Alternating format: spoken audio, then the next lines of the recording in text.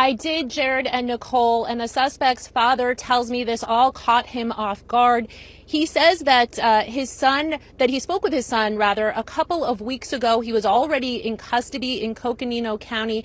They didn't discuss specifically what he is accused of, but he said that his son expressed remorse. Now, Chris Sheafe says his son has had a substance abuse problem for decades, and that's what's landed him behind bars in the past. It started, he says, with a motorcycle crash and pain medication. Now, so many questions surrounding why this pastor.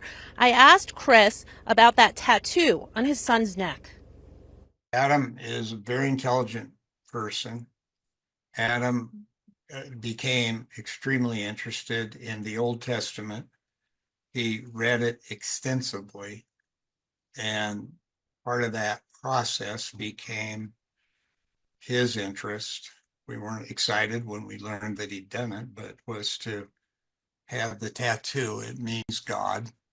It means that he's directly related to God, and he wanted to let people know that that was his allegiance. It sounds like you spoke with him while he's been in Coconino, in custody in Coconino County.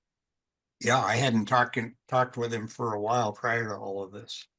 So the first time I had a chance to talk to him was he was there.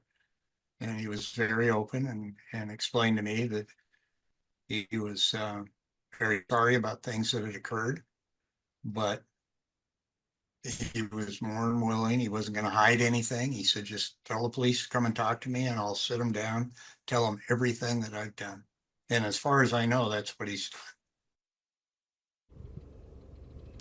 Now, the sheriff would not say what the suspect did or did not tell them about what happened, but we've also learned that Sheafe has an extensive criminal background that began in 1999. In 2013, he choked and held a female victim against her will. He'd later spend 3 years in prison in Nevada for possession of stolen property and burglary. Most recently, he was charged for using stolen credit card numbers and using them to get $500,000 from 2 banks. Those were federal charges.